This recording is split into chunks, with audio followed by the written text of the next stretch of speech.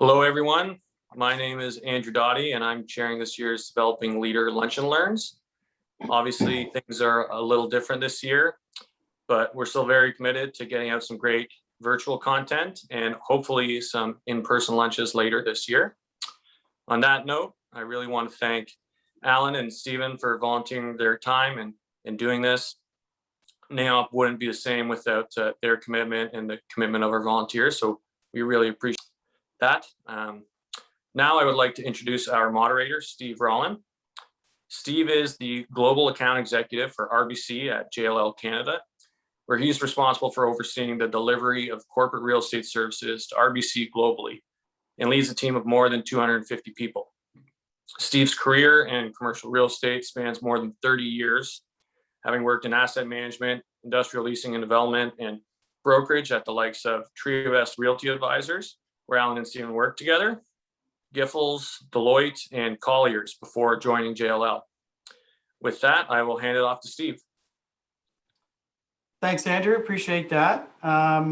It's my pleasure to join everyone today and have a chance to talk to my old friend and colleague, Alan MacKenzie. We're going to take about 40 minutes, maybe 45 minutes to have a discussion, get a lot of perspective from Alan on a variety of topics, and then have some time at the end of this hour to open it up for questions. I think Andrew will headman all that stuff on the chat. So, Al, we don't have a script, and I'll give you some hints on some of the things we'll talk about before I get started. But I wanted to give everyone on the call and in the audience, if you will, just a chance to get to know you and your story. You know, starting from the beginning. Growing up and your career progression. We'll talk about that. We'll talk about starting your own company and risk and your perspective on that and what purpose is meant for you. We'll talk about some of those things. And then hopefully we'll have time also to talk about leadership and what return to work is going to look like in your world, in your organization, and where you see JLL going. So before I get to the very first question, Alan, we've known each other for more than 30 years. We've been competitors. I've been a service provider to you. We've been friends. We've been colleagues, and now we're colleagues again at JLL. So I've got lots of insight into you as a person. I'm looking forward to just asking some questions and getting people to know you a little bit. So maybe we can start with at the beginning. You're an East Coaster. Growing up and your personal story and sort of how some of those experiences maybe have shaped you along the way on your journey. Sure. Although my wife, who spent most of her years until she was 21 as an East Coaster, I moved out when I was 3, Steve. So she doesn't consider me an East Coaster. You're inauthentic unless you spent a couple of decades, apparently. But I did go back for every summer. That's where we did our holiday. And kick it off by thanking Andrew and thanking NAOP for inviting me, thanking them also for choosing you as the moderator. I think the audience will get to know that we know each other very well and we're best friends as well. So I appreciate that very much. Yeah, so I was born in Toronto, Nova Scotia, thriving metropolis, the hub of Nova Scotia. It's where all the rail lines are a hub there. But spent the first 3 years in New Minas, which is an even smaller town. In the middle of nowhere in Nova Scotia. And then we started moving around Ontario every 2 years. My father was a hospital administrator. He specialized in the deinstitutionalization of people with developmentally handicaps. At the time, that was the term that was used.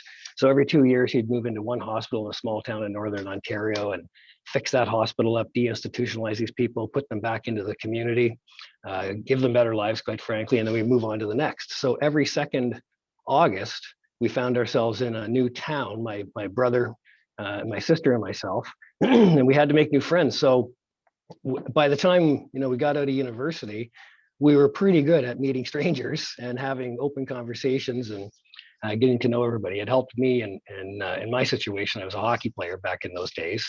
So whenever we'd move to a new town, I was fairly decent at it. We'd move to a new town and I'd be one of the more reasonable players. And it was easy to make friends in small town Ontario when you were a decent hockey player as well. So it was quite a journey, but been in Toronto now I'm 56, been in Toronto now since I was 12. Originally moved to Okay. Mississauga, then King City, then Aurora, then all over the map, but now in Etobicoke in Toronto. So, a lot of those experiences growing up and making new connections every few years and so on has certainly shaped you along the way. And that'll probably come up in our conversation as we go along here. But if I recall, you ended up at Waterloo University and you studied urban development, if I recall. And, what was that experience like and how did you end up landing it in your first job after that? So there's a couple of reasons I went to Waterloo. Most of them were not academically oriented, Steve. It was a good friend of mine from high school in King City Secondary School at the time, Rick Pennycook, who owns a planning consulting company called Lakeshore Planning. A lot of people on the call here would probably even know Rick.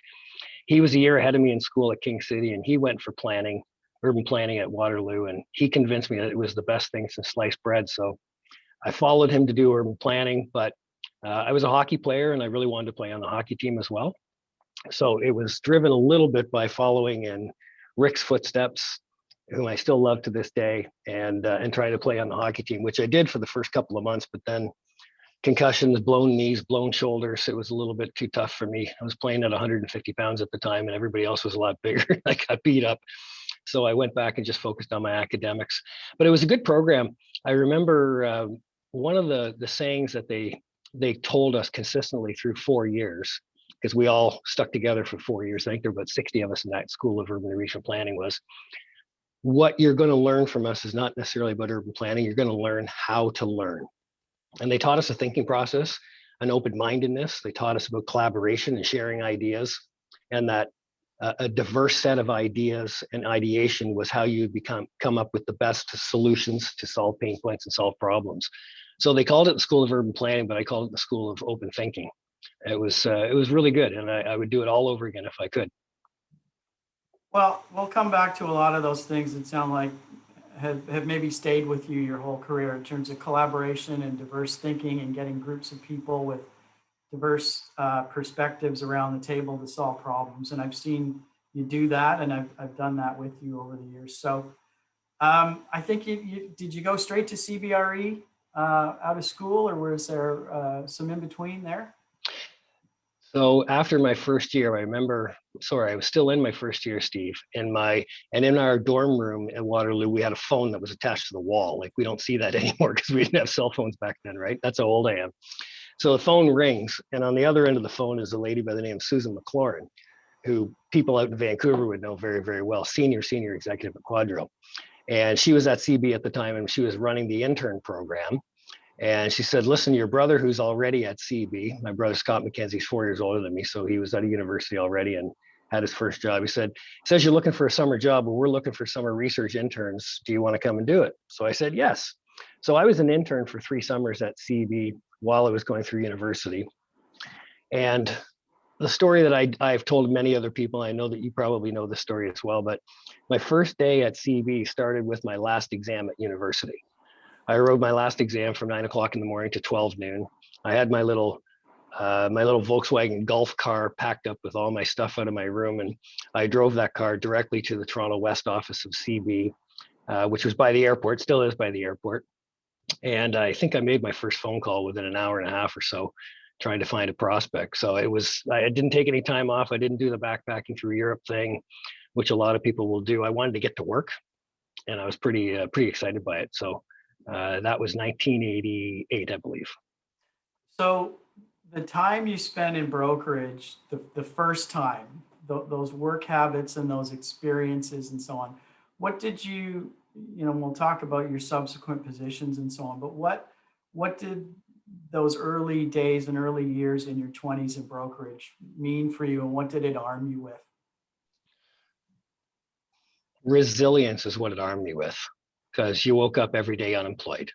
You weren't getting except for my first year or so in research, while they were paying me, I think $18,000 a year was the salary that they gave us, literally.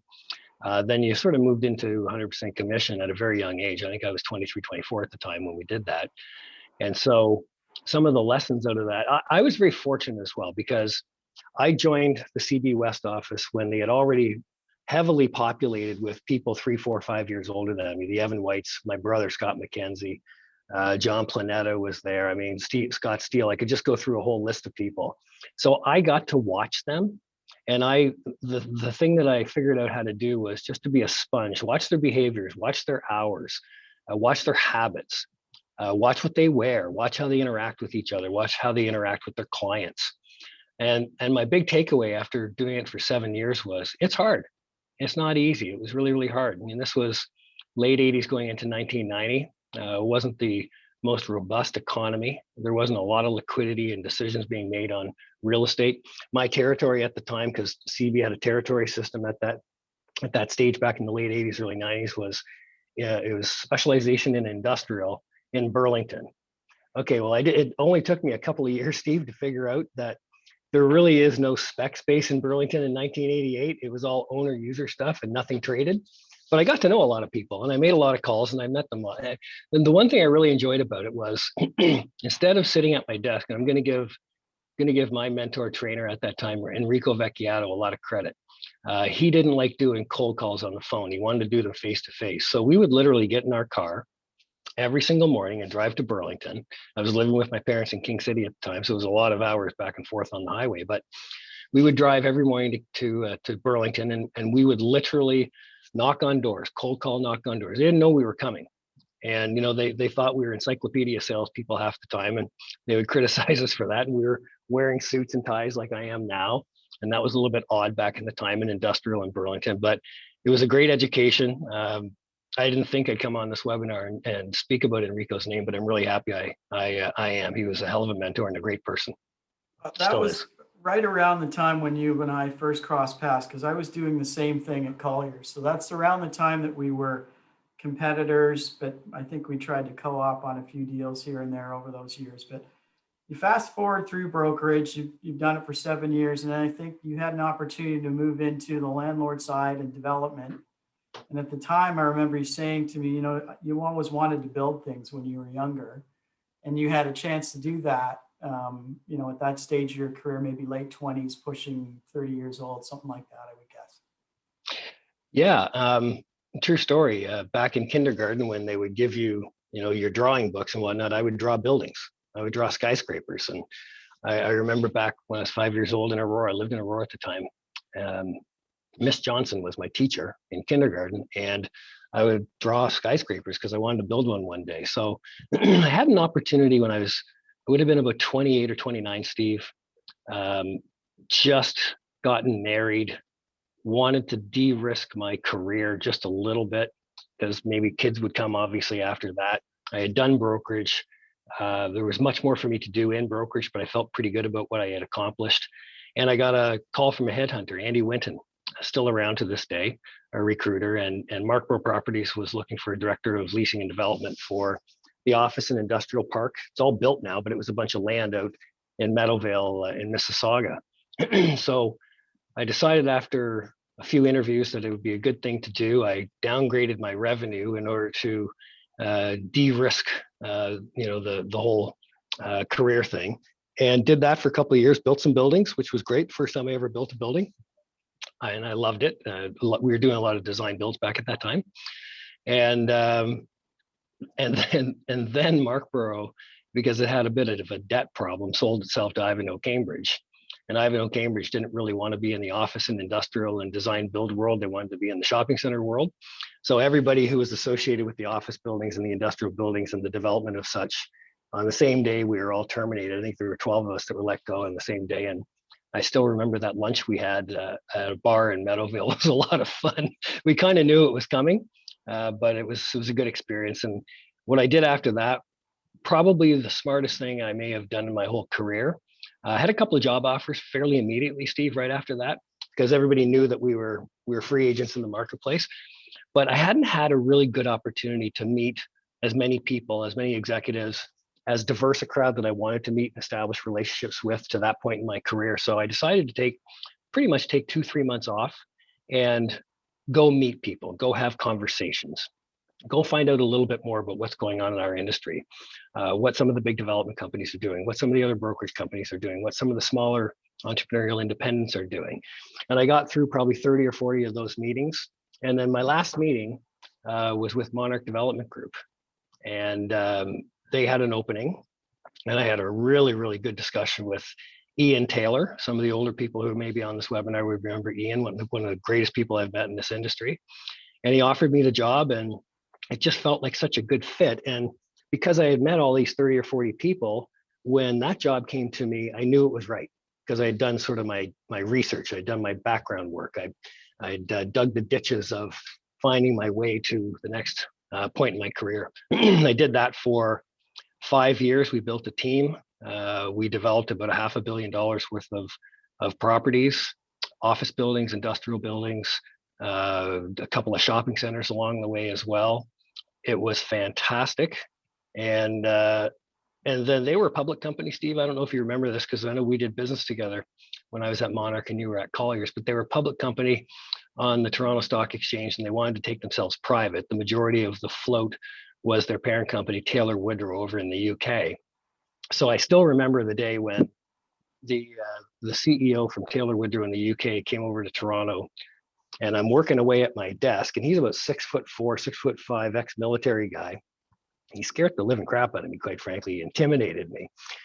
But he stands at my door, just looking this way because it was at that angle. And I looked at him, I said, "Yes, how are you?" And he comes in, he sits down, and he goes, "Well, I would like to have a conversation with you." And I said, "Okay, great." He goes, "We're really pleased with the work that your division has done, but we've decided to take the company private. And now we're asking you to sell all of the properties and terminate all of your employees." And I remember thinking to myself, wow, at that time, I would have been, I don't know, 32, 33 years old, something like that. When I'd been at Monarch for 4 years. I went home, I took that information home, I thought that through, and I just said to myself, I'm not really sure I'm up for this. And they wanted me to work in the condominium division. I'm not really sure I'm up for this. So I went back the next couple of days and I said, I really don't think I'm up for terminating all these people and selling all the properties. Is there any way that we can just agree to disagree? And could you write me a check and let me go away, and I'll go figure out the next chapter.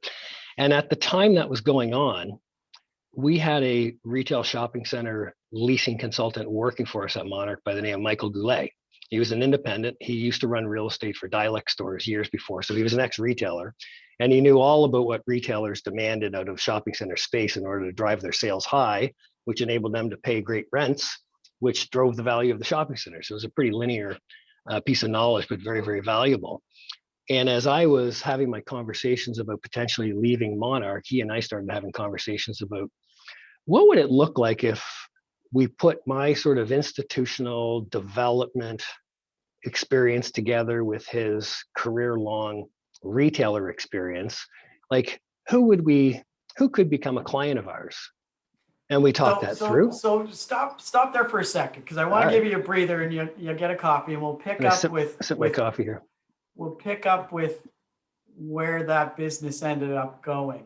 But if you think about everything you've said in these last few minutes about how change has come into your life and how you've dealt with it, change from moving around when you were a kid.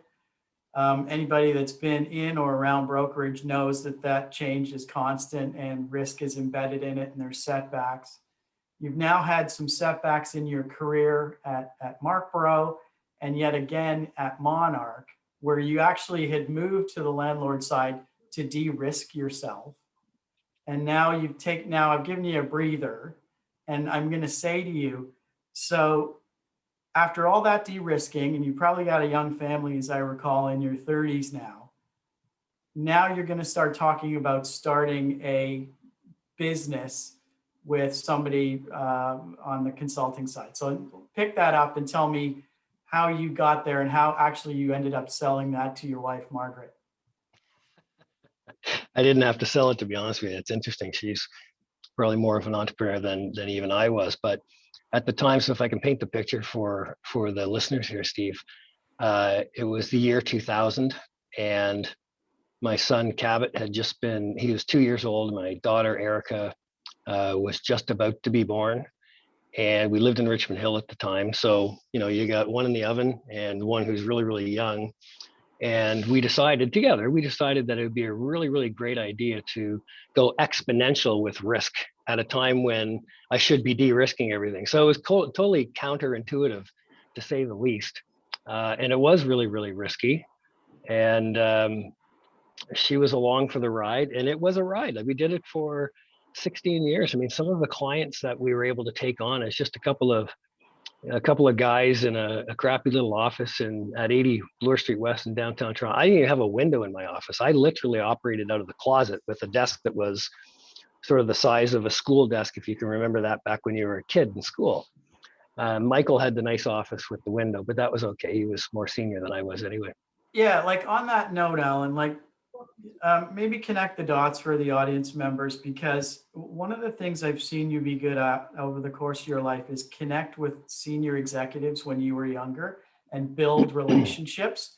And this particular relationship with Michael Goulais, you're in your 30s and he was a lot older than you, but you were able to build a bridge and a connection with him and get a business started with him that flourished for 15 or 16 years. So what was it about your approach that you can share with people on the call that made you comfortable reaching out to executives, that were significantly older than you in different stages of their career? Like what permission did you give to yourself to do that and go out and then make it happen?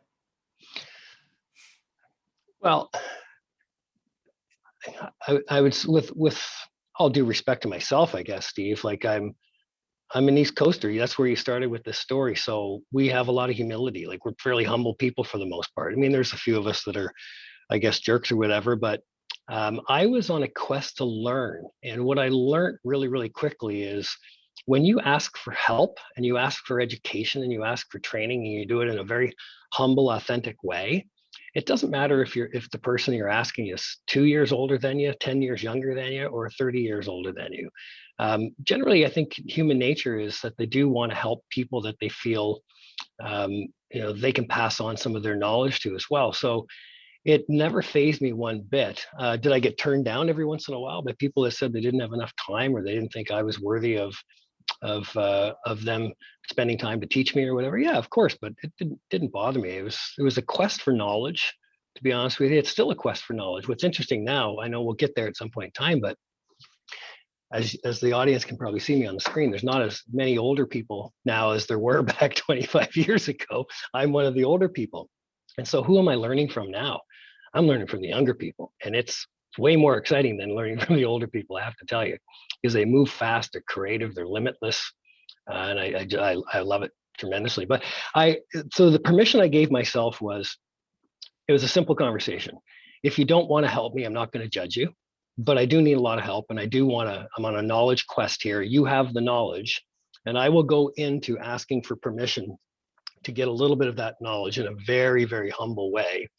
And for those who were, wanting to be mentors and wanting to pass on that knowledge, it became a no-brainer for them. Okay, so you built up a really well-known, strong niche boutique retail consultancy business with Michael Goulais. I think he had maybe 15, 16 staff, so not a big organization. But still, at that point, you've taken on some risk and are leading this group, and now you're responsible for other people's jobs. What was that? What were those years like? Because if I had to guess, I don't think there was even then a career master plan that you would have had. You were raising a family and you were doing work that you like to do. And so what were those years like before you ended up selling that business? Very dynamic, to say the least. So what Michael Goulais would say, if you were on this call commenting as well, is the highs were really, really, really high. The lows were very, very low. But we were resilient, to say the least. So we were fortunate enough to be selected by clients such as Standard Life and Manulife and ING, and people would know the names of the human beings who were attached to those companies at that time. And then we got selected by Lowe's Home Improvement prior to them coming to Canada and did the first 35 Lowe's deals. We were under contract with Walmart and Canadian Tire and many, many others. So the work I found the work really, really stimulating, because the whole principle was about driving value in real estate. It wasn't just about transacting things. It was about providing additional value, because you could come up with an idea that was better than anybody else's, hopefully. And that idea turned into value for the property or value for the retailer. But, during those 16 years, some of the low times, like this, I've talked to you about this personally as well. Some of the low times are pretty hard. Like, there were times when literally had to refinance my house in order to pull some equity out of the house and keep paying people on a bi-weekly basis. For those, if there's any MGI employees that are listening in, they would know there's a couple of times when I couldn't even pay them. And I had to ask them, can you defer for a couple of weeks because we've run out of cash? And then, of course, the business would pick up and they'd be participants. But I think the thing I'm most proud of during all that time, so there were highs and there were lows, it was all over the map. A great experience from that. It built resilience, I should say. You realize that your family's part of your business, not just the people who go to the office with you, because they ride this wave with you. But I learned a lot. I learned a lot about the people and the character of those that chose to work at MGI, because in 16 years, during all those highs and lows, we never terminated anybody. Nobody ever quit on us, ever. We just kept accumulating people on this path and just journey that we were on. And it formulated a whole bunch of interesting things in my character that I probably use on a daily basis today. And along with those, I think a lot of the business practices that you're still employing and refining and innovating were germinated during those MacKenzie Goulais days, protocols, approaches, gathering diverse groups of people to solve problems. So maybe give the people on the call some insight as to some of those tools and approaches and strategies that you developed there that are still with you now. What I witnessed, Steve, back in those days was people who were doing retail asset management, retail leasing. Again, this is 20 years ago, don't forget. When they were doing it, it just seemed that they were doing it instinctively and not in a mechanized sort of tried and true way. So this probably goes back 15 years ago. I remember one day I was having lunch with Michael Goulais and I said, you know what? Like, you have so much knowledge, Michael, but it's up here and it's not written down anywhere. And when I bring you a problem for a shopping center, you can solve it virtually instantly. And you seem to be repeating a whole bunch of things to me. Like, from a retailer's perspective, it's about their storefront, it's about their signage, it's about what other retailers they're located with, and what is the lifestyle in and around that one specific retailer. What does the parking look like in front of their store? How is the access and the egress and compared to what could be even better in order to get the cars and the people to that storefront? And how does that affect the sales? So I kept having this conversation with him. We went at it for about 2 hours and I said, you know what we need? Because if we can teach everybody in our company all of that knowledge that you have by putting it down in a protocol, when we call it the value enhancement protocol, and it ended up becoming, like, over the years, it became a 455 point checklist in order to make sure that you could try to extract every ounce of energy / value for a property by understanding, the draw, the mix, the merchandising, how to drive NOI, how to drive traffic, how to get people basically to more people coming to your shopping center more often, spending more time, thus giving it an increased opportunity to spend more money. And if they spend more money, that drives sales. If sales go up, you can go and have a conversation on renewal with the retailer to say, you were doing $300 a square foot before, you're now doing $400 a square foot. So you now can pay us $4 a square foot more in rent on your renewal. Let's have a conversation. And that increased rental drove value. And that, what we tried to do was try to, as I said, mechanize, systematize, put some discipline and some rigor so that it was repeatable and that we could communicate it really, really easily to our clients to say, this is what we're going to do. If you hire us, here's the document. This is what we'll follow. And we're going to hold ourselves accountable to that work. So at any time when we have our weekly appointments or our weekly calls as to what's going on in leasing or what's going on in asset management, have that list with you and ask us what we've done and what we haven't done. And what we haven't done, we'll hold ourselves accountable and we'll apologize and we'll get that done during the next week. And what we have done, then that will give you confidence and comfort that the work is actually getting done. And if there isn't a result, it's not because we're not giving it attention and rigor. It's because the marketplace might not be receptive at this stage of the game. So it changed that relationship with our clients. It really increased trust, and it really increased communication and collaboration. And it became, I think, a little bit of what we were known for. Well, back in those days, Yeah. it was fairly novel to introduce structure and process Oh boy, was it into ever. very old school thinkers who were solving real estate problems. So I think it's fair to say that that type of structure has stayed with you since those days and followed you in subsequent positions, because I can attest firsthand for people on this call, if you were to see one of Alan's notebooks, it looks like all the printing is actually typed. You're almost obsessive in terms of your attention to your attention to detail. Sorry. And the structure that you bring. And honestly, I don't think I know of anybody else that spends more time on preparation leading up to meetings and presentations and so on. So, but that's one of the things I wanted to convey to the audience as well, in terms of who Alan is and your belief in that level of rigor. Maybe you want to talk about that for a couple of minutes, and then, believe it or not, we're already at the bottom of the hour, Al. So we'll pick it up because there's a few other things I want to cover before we wrap. Well, one of the reasons why I'm fairly obsessed about rigor and fairly obsessed about preparation, Steve, being very personal, is because of my own insecurities, to be very blunt with you. So again, maybe it's back because I'm a maritimer, I'm humble. I just never really thought I was the superstar. I never thought I knew everything. That's why I went looking to ask questions to older people, because I hoped that they had the knowledge. And that humility put me, so when I was in situations where I was either pitching for a new piece of business or pitching for a board approval to spend 20, 30 million bucks buying a piece of land for Monarch or Markborough, I was scared. I felt insecure about how I was going to be prepared. So what I instituted was this basic philosophy, which I still tell our people at JLL as well, is a week before your presentation, prepare 5 times more than you think you need to. 4 days before your presentation, do it twice again. 3 days, do it again. 2 days, do it again. The day before, do it again. The morning of, do it one more time, and you'll be half ready.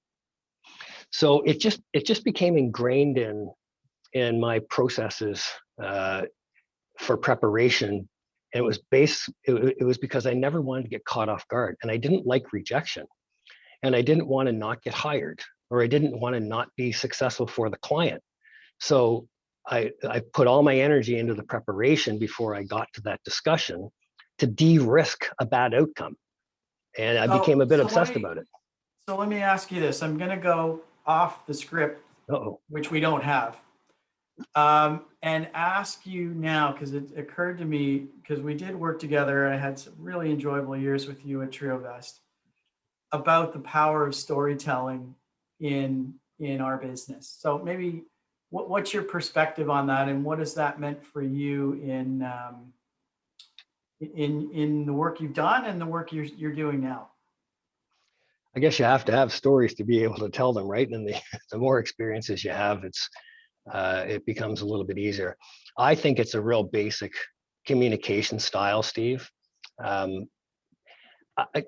just don't think human beings always resonate to PowerPoint slides and numbers and comparative analysis and things like that. I think people just generally resonate better to your experiences if you can communicate them properly through storytelling. And so I'll give you an example.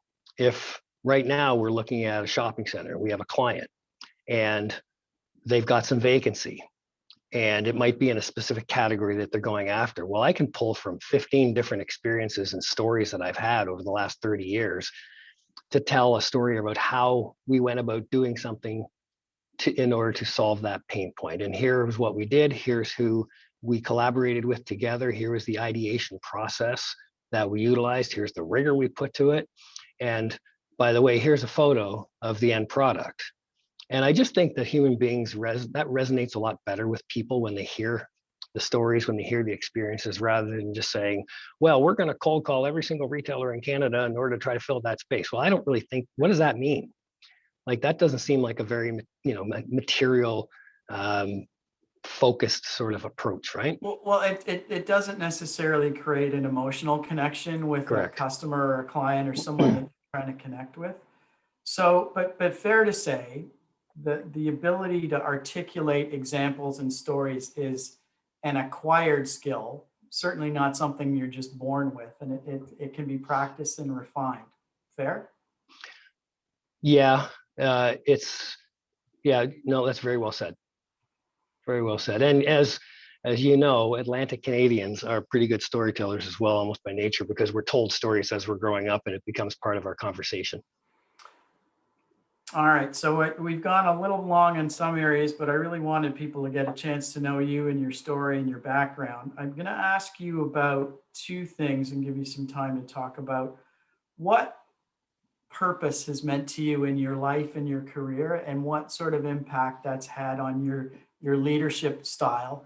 And to make it even more complicated, leadership in this virtual world that we've been living in these last 14 or 15 months. So what has purpose meant? What has it meant for your leadership style where you are? And maybe comment on what style has pivoted for you during this virtual world we've been operating in. Purpose for me is the qualitative side of the ledger, right? So quantitative is your profit and loss statement, your revenue, your expenses. Hopefully there's a profit at the end of the day, but purpose is what drives all of your qualitative actions and your decisions. So for me, I have a personal purpose statement, which is to ignite and support the pursuit of purpose in other people's lives. And the reason that's so important to me is I grew up with it, right? So my father had an opportunity when he graduated from his master's in hospital administration to get into hospital administration. I think it was at the Toronto General Hospital for, that was the big job at the time, and it paid the most amount of money, but he decided to take the lesser money job and work for the provincial government of Ontario in order to try to deinstitutionalize these developmentally handicapped people in these small communities. And that was on purpose for him. There was a greater human impact that he felt that he could deliver to the world by working in that environment than taking the sort of the New York Yankees managerial job, so to speak. And so I've carried that torch with me. My brother and my sister have it as well. It's kind of ingrained in our soul. And then as it relates to this last 14 or 15 months, how did I put it to use? Well, I do remember, Steve, it was Sunday, March 15th, 2020, sitting in my backyard. It was a nice day. We had just closed the offices for 48 hours. Where I'm sitting now was closed. And I remember thinking to myself, oh my goodness, like, what are we going to do here? How long is this going to last? What do our people need in order to help guide them through however long this is going to take? Well, we need a business continuity plan. And so as soon as I had the conversation to say we need a business continuity plan, that was obvious.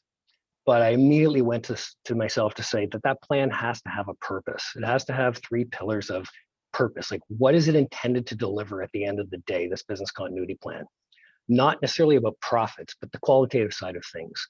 So at the top of the page on my notebook that you joke about with my notebooks, I wrote across the top of the page, save lives. In the middle was save jobs. And on the right was service our clients. Because at the time, again, March 15th, we didn't know what this pandemic how long it was going to go, how deep it was going to, how many people it was going to kill. And the first place I went to was, I don't want any of our JLL people to die. The most basic thing, we have to keep them safe. We've got to keep them alive. And we have to keep them sort of disease-free. And so everything we wrote in the business continuity plan had to address that we've got an obligation here and a responsibility and a purpose in order to make sure our people stay healthy. And then save jobs was the second pillar. We looked at it and we said, you know what, it would be really, really easy. It'd be the easy way out.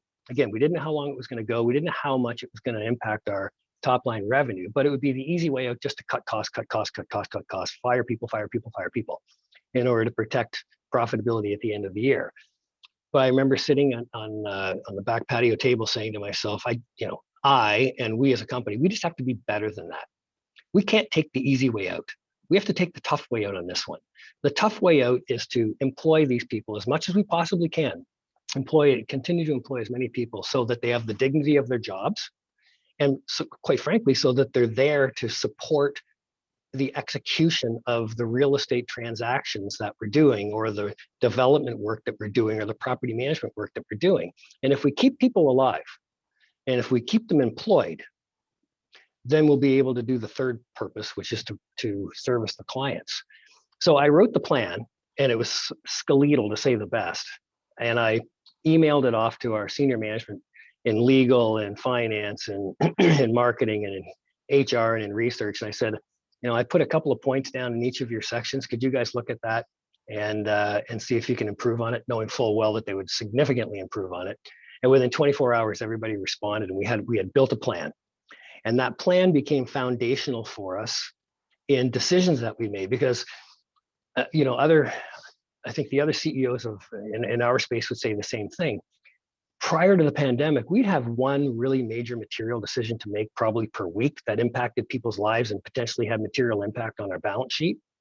During the pandemic, especially in the first 90, 120 days, we had 4 of those a day. And some of those decisions, Steve, were like you had a minute to make a decision on a web call like this, on WebEx or whatever. And the conversation you're having with yourself is, I can't let the audience know that I've actually never faced this question before. I've never faced this issue ever in my life before. And I don't have a lifeline. I can't phone a friend. I don't have time. I now have 17 seconds left in order to make this very, very material decision. So you're searching around in your head from your life experience. For me, I went back to my Atlantic Canadian days. I went to my father. What would my father do? Talk to me, what would Michael Goulais do? Da, da, da, da, da. And then you can see the clock ticking down, 3, 2, 1, and you got to turn left or turn right. And I would say every once in a while, I go, we're going to turn right. And as soon as the words would come out of my mouth, I would also have great anxiety saying, I don't know if turning right was the right thing to do. I do know we needed to make a decision. And I do know that we have a collaborative group of people at JLL that will rally around that decision and try to make it work. And I did know that we would watch the results out of that decision on a minute by minute basis, so that if it wasn't working, we'd pivot away from it as fast as possible to de-risk the damage of that. And that we were also, agile enough that if we saw it working, we would double down and put more effort towards it in order to move forward. So it's been a bit of a crazy time, but having a purpose is what I turn to, having that purpose of saving lives. So instead of just driving revenue, we became an organization that kept people healthy. We were in the health world, in the health field, and we still are. Nobody's gotten COVID in any of our office environments in the last 15 months since the whole thing started. So we're pretty pleased with that. We've just hired 56 people since January 4th, 2021. So we've delivered on the saving jobs part, and our revenues and our profitability in the first half of this year have been really, really significant, which means we are servicing our clients. So, knock on wood, it's a journey. It's not a finish line, but it's been going pretty well so far. So tell me what you think of this. I mean, giving the audience with you a chance to understand, how you grew up in the early stages of your career, the risk you took on and starting your own firm and running it for 16 years with a partner.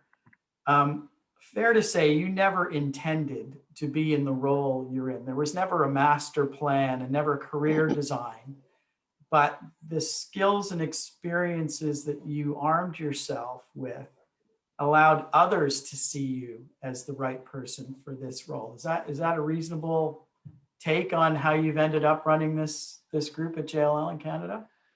Yeah, well, I guess this is the really unscripted part, Steve. I mean, you're the one who called me for lunch with Vince Brown while I still own my company, because you saw something in me or something in our organization that, if it became part of Triovest, could be accretive in the growth of Triovest. So you're asking a self-rhetorical question, obviously. I'll never forget that lunch actually at Modus, because I embarrassed myself heavily. I won't get into that one, but it was a great, and I have to continually publicly thank you for that introduction.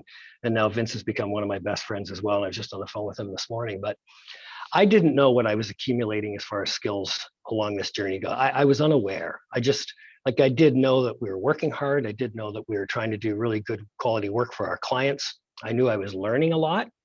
And Triovest obviously saw that the group of us at MGI would be would be good with our skill sets to bring in there and try to drive the retail portfolio and try to drive the retail growth, which is good. And then I would also say publicly, again, I want to thank the Mannix family, and they were the owners of, still are the owners of Triovest, the opportunity that they gave me as president of Triovest with all the training and the education and the people that I got to meet.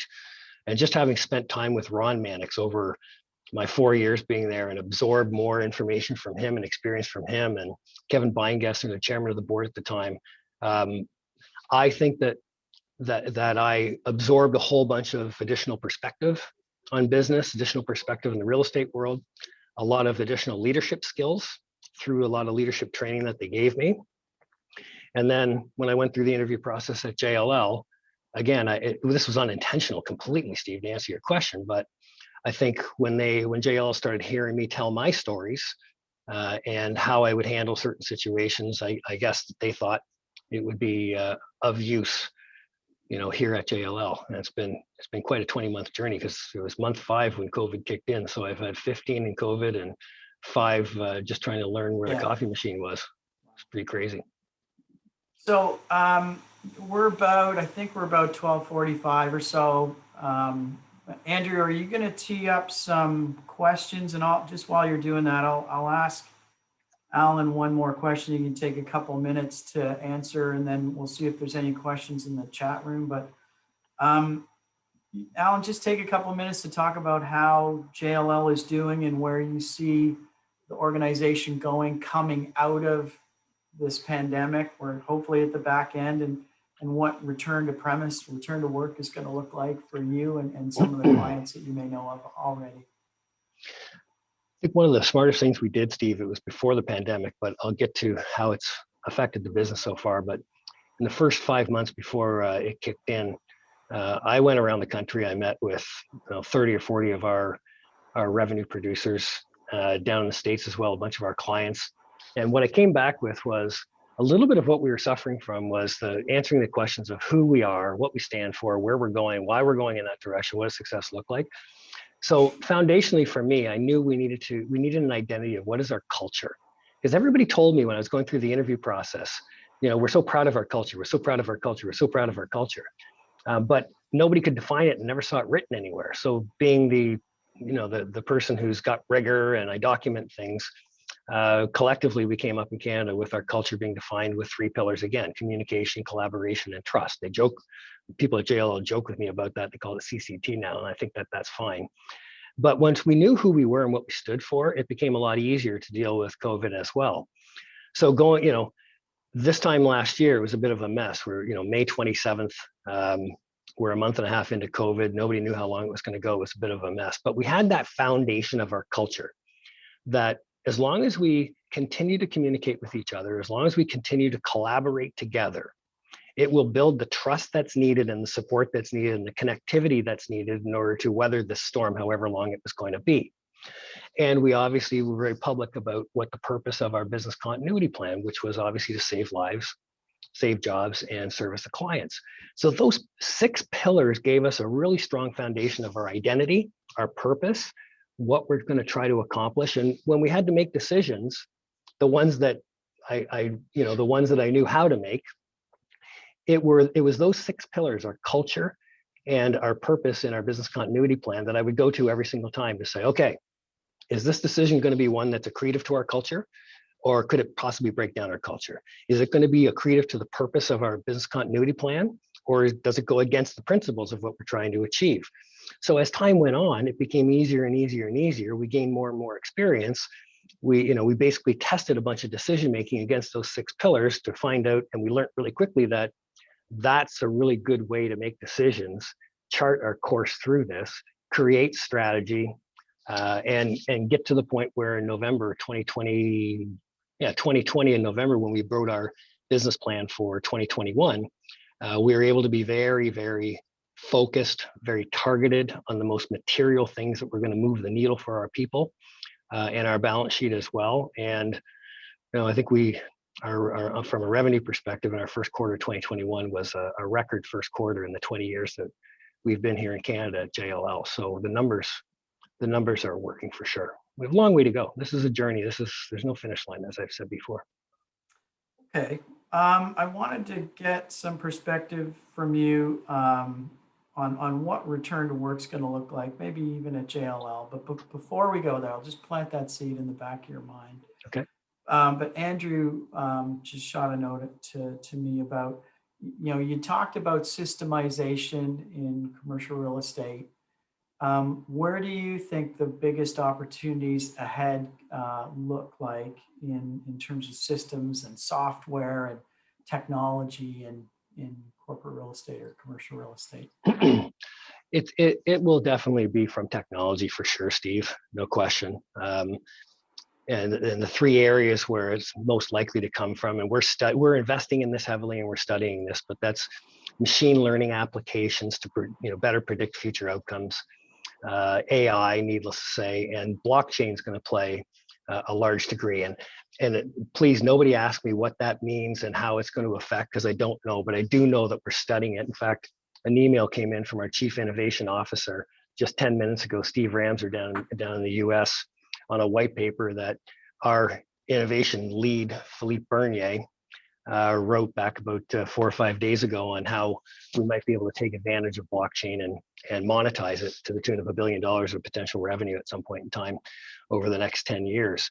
So technology, blockchain, machine learning, AI, that's really where the future is going to disrupt our industry. So those people who are operating in the 1988 way when I came into the industry, not communicating with each other, there's going to be a democratization of information. Everybody's going to have the same information. What won't be democratized is ideation. Ideation is where the special sauce is created. And how do you ideate? You asked me about diversity and inclusion before. So an organization like ours first has to have a deep-rooted, soulful belief that the best ideas that we can deliver to our clients and provide the greatest amount of value come from the most widely diverse crowd of people.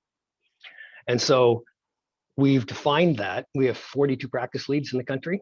They all have a leadership sort of pillars that are built into their contracts. And here's what they have to do in order to seek out ideation from the most diverse set of people in the organization, is to help define what success looks like from the team first, create the environment for success, leverage the intellect from the team, solicit their voices. Don't think that a 56-year-old guy in a suit in downtown Toronto has all the answers. I don't.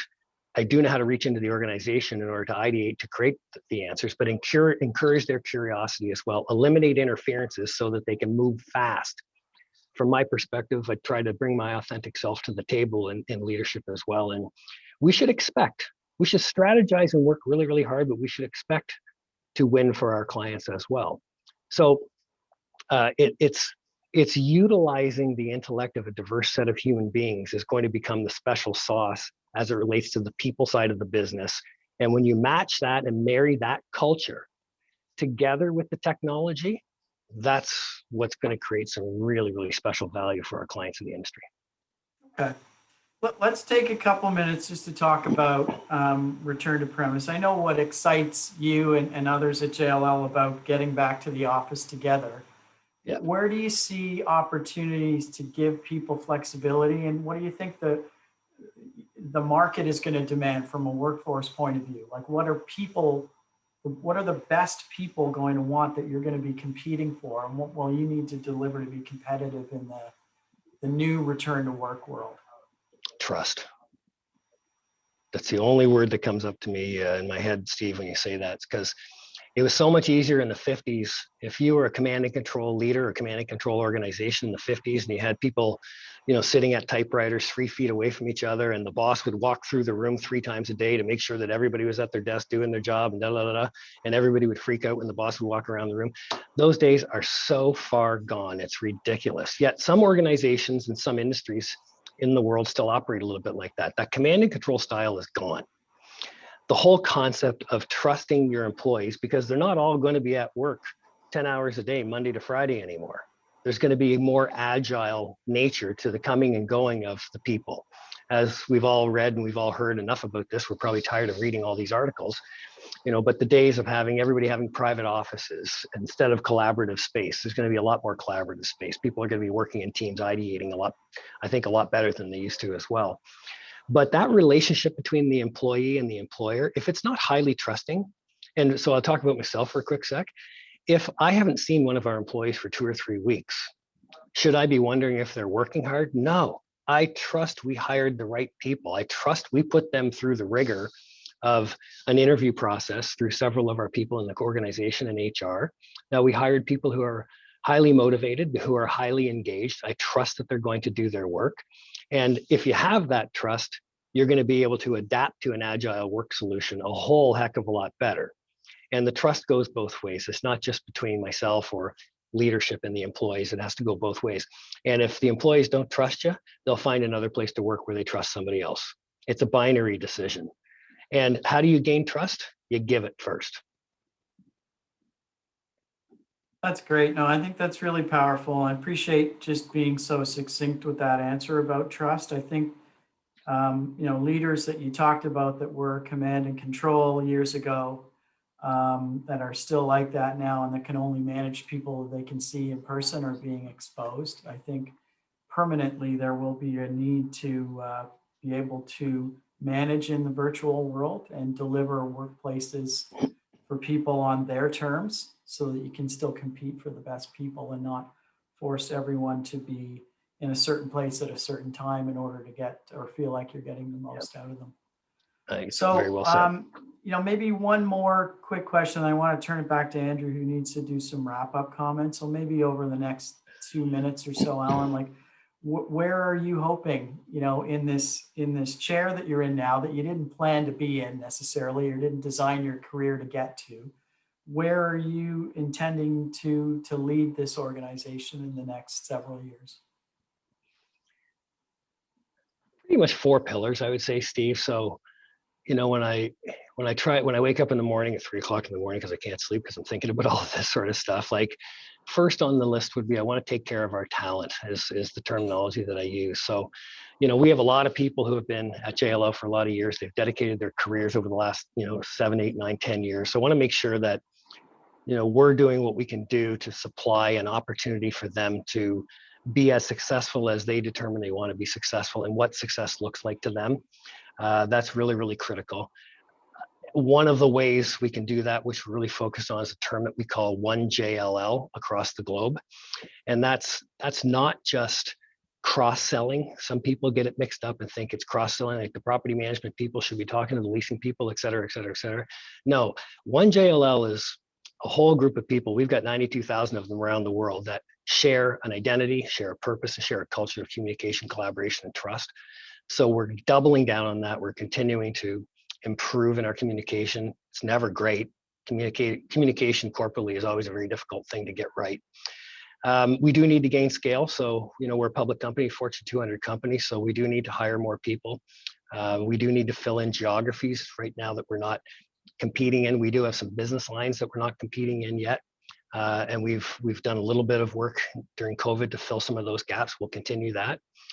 And just create more opportunities for our people to be more successful. So how can people at JLL utilize our culture, combine it with our technology, and take a bigger share of the pie? Over the last year, the pie has shrunk, but the pie is going to grow again. It's starting to grow back right now. So as the pie grows, how can we continue to take advantage for the benefit of our people and our clients, obviously, to continue that increased size of the pie over the next 5 to 10 years. So we've got a 5-year plan. I won't share it with the audience. We have a 10-year plan, which it goes to December 31st, 2030. Philippe would tell you that we call it winning the decade and trying to be the best, not just the biggest, the best for our clients, not just the biggest for our clients. So it's those 4 principles, I think, that will significantly help accelerate us to that 5-year plan and that 10-year plan successfully. Well, thank you for this. We're at the we're at the top of the hour. I really enjoyed connecting with you. I've only seen you, I think, twice in person in the last 15 months, but it was my pleasure to do this with you and to get reconnected with you. Appreciated your just authentic and forthright answers. And I hope to see you again soon, old friend.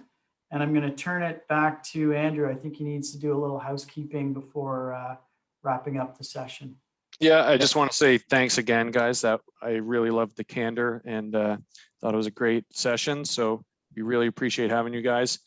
I want to let everyone else know that they should join us on June 16th for a thoughtful roundtable discussion on gender diversity, what organizations can do to address common challenges, how this generation can make a difference, and how men can be allies in a vital part of that important conversation. So that's our next Lunch and Learn on June 16th. And the first 25 participants in that one will get a $25 Uber Eats gift card. So please tune in. With that, I'd like to thank everybody. Have a great rest of your day. Steve and Andrew, sincere thanks. Much right. appreciated. Take care. We'll see you. Thank you. Everybody be well. Bye.